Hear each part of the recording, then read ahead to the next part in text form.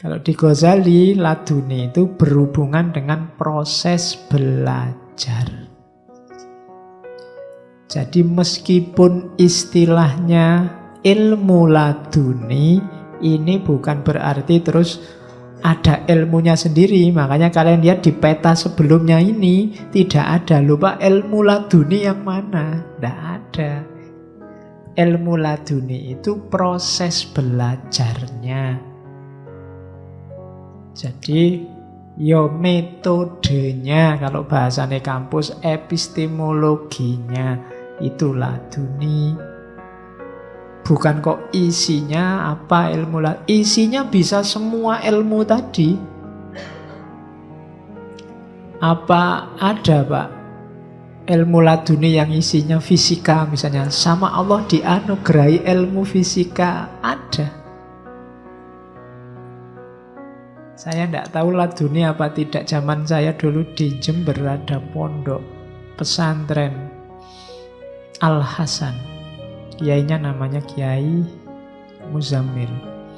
Beliau ini tidak pernah sekolah, SD sampai kelas 4. Cuma otodidak belajar sendiri ilmu falak.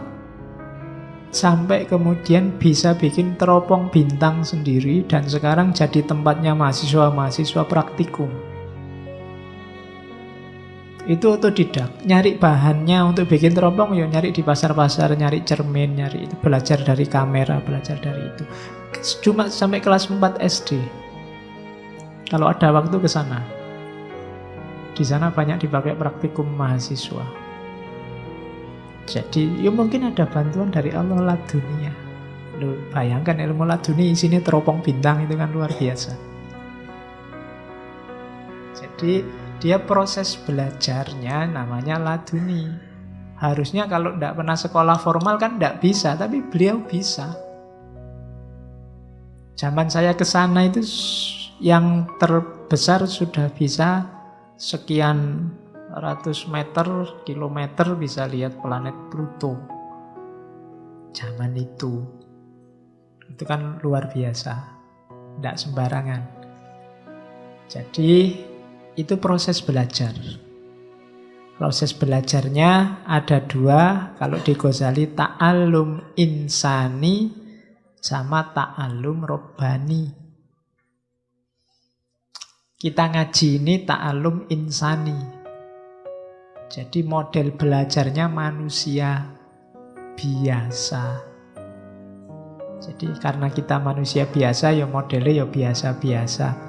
Isinya berpikir, belajar normal, baca buku, mendengarkan kajian, diajari orang lain, dan seterusnya. Itu ta'allum insani. Ia dapat ilmu, dapat pengetahuan, cuma kayak tadi sifatnya tidak hakul yakin, informatif sifatnya. Beda sama ta'allum robbani. Ta'allum robbani ini dianugerahi. Kalau di Ghazali jenisnya dua, ada wahyu, ada ilham. Jadi kalau wahyu untuk para nabi, kalau ilham untuk manusia biasa seperti kita. Ya kalau ingin cepat dapat ilham, ya kalian besok kalau punya anak, nomor 1 kasih nama wahyu, nomor 2 ilham. Sudah dapat dua-duanya sekarang. Saya sudah dapat wahyu Pak, dan dapat ilham. Oke, ya. Jadi ini proses ta'allum robbani, pengajaran dari Tuhan langsung. Jadi itu simple. Nah, cuma syaratnya jiwanya harus bersih untuk ta'allum robbani. Jiwa yang kotor, mungkin Allah melimpahkan, seandainya Allah melimpahkan pun tidak akan terbaca. Kayak kita tiap sholat berdoa ihdinas siratal mustaqim, mungkin Allah sudah ngasih hidayah, menunjukkan jalan yang lurus. Kok kamu tidak ketemu-ketemu jalan lurusnya, mungkin petunjuknya Allah tidak terbaca. Kalau dilihat betapa sayangnya Allah pada manusia, insya Allah kalau kamu membaca Fatihahnya serius, itu kamu beneran sama Allah dikasih petunjuk. Dikasih petunjuk jalan yang lurus. Kenapa tidak terbaca? Kenapa kamu masih kebingungan? Mungkin karena jiwamu gelap. Ya kayak ruangan yang gelap itu loh. Seindah apapun isinya tidak kelihatan. Maka kita butuh jiwa yang jernih, katanya Ghazali. Bahkan katanya Ghazali, jiwa yang jernih itu sudah luar biasa isinya. Sudah banyak sekali anugerah pengetahuan dari Allah. Jiwa yang tidak jernih kenapa? Jiwa yang tidak jernih karena sibuk dengan kegelapan, sibuk dengan dunia, sibuk dengan materi. Analoginya Ghazali kayak mendung yang menutupi matahari. Kalau mendung menutupi matahari itu kan bukan berarti mataharinya tidak ada. Jiwamu yang asli itu terang dan jernih, cuma tertutupi oleh dunia. Maka kita harus belajar, diawali dengan menyucikan diri. Tahapan pertama pembelajar itu membersihkan jiwa. Kalau versinya Ghazali, baik ta'alum insani maupun ta'alum robbani.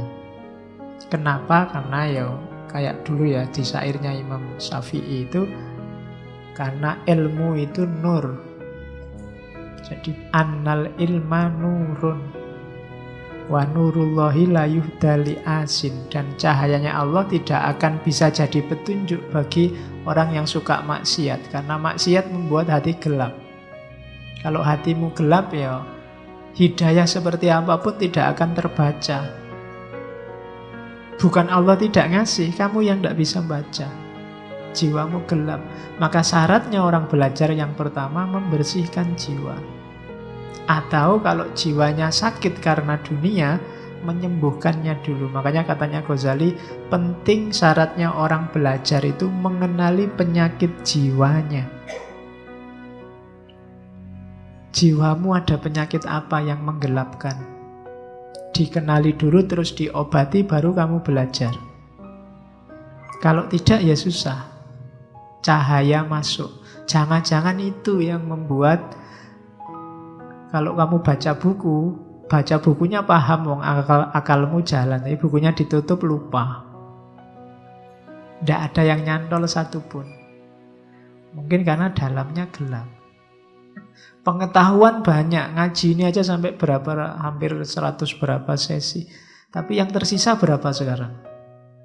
Yang nyantol di sini paling kamu lupa. Banyak yang lupa. Jadi ditanami terus tapi tidak tumbuh-tumbuh. Itu mungkin karena jiwanya gelap. Karena alatnya ilmu laduni itu jiwa.